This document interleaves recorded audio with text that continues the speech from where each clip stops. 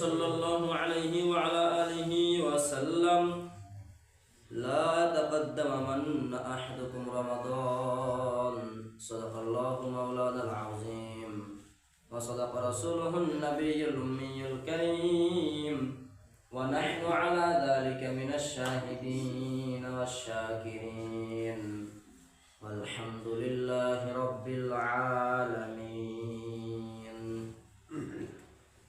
الحمد لله ثم الحمد لله আল্লাহ রব্বুল আলামিনের কাছে লক্ষ কোটি শুকরিয়া যে রব্বুল আলামিন আমাকে আপনাকে সুস্থতার সঙ্গে তার ঘরে মসজিদে আসার বসার তৌফিক দান করলেন। সে মহারাজের প্রতি অন্তর থেকে শুকরিয়া করি। সকলে পড়ি কালিমাতুশ শুকর, মুখে বলে আলহামদুলিল্লাহ। লক্ষ কোটি দরুদ সেই মহামানবের প্রতি যার সুপারিশ না ছাড়া আমরা কেউ জান্নাতে প্রবেশ করতে পারবো না, সেই আখিরি নবী বিশ্ব নবী রাহমাতাল লিল আলামিন। সকলে পড়ি সাল্লাল্লাহু আলাইহি ওয়া আলা আলিহি ওয়া সাল্লাম। আলহামদুলিল্লাহ, আল্লাহ তাআলার বিশেষ রহমতে আমরা আবারো শাবান মাস পেয়েছি আল্লাহ তাআলার দয়াতে।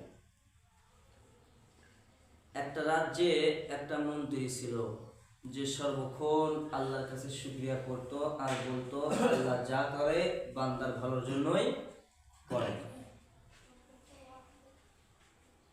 তো রাজা সাহেব তো বলে না ভালো ব্যক্তি পাইছি, সবসময় আল্লাহর উপর ভরসা করে সর্বসময়। তো একবার রাজা সাহেবের হাতটা কেটে গেছে। তো মন্ত্রী বলতেছে আল্লাহ যা করে ভালোর জন্যই করে। রাজা এখন দেখে ফায়ার, হাত কাটলো আমার, হে বেটা বলতেছে যে আল্লাহ যা করে ভালোর জন্য করে। এই তুমি কি জানো, আজকে আমার হাত কেটে গেছে, তুমি বলতেছো আল্লাহ যা করে ভালোর জন্য করে, আমার হাত কেটে কিছু ভালো হইলো। তো মন্ত্রী হাসতেছে, বলছে তুমি হাসো কেন, আমি তোমার রাজা, তোমার মনিব, আর তুমি আমার বেদনায় না কষ্ট পেয়ে তুমি হাসতেছো, তোমাকে আমি বন্দি করে রাখবো। তার লোকদেরকে বলছে যাও তাকে বন্দি করে রাখো। রাজা বলতেছে যে মন্ত্রীকে আমি এত ভালোবাসতাম, সর্বক্ষণ তার সঙ্গে আমি আমার সঙ্গী সফর হিসেবে তাকে নিতাম, তাকে আজকে আমি জেলখানায় বন্দি করে দিলাম।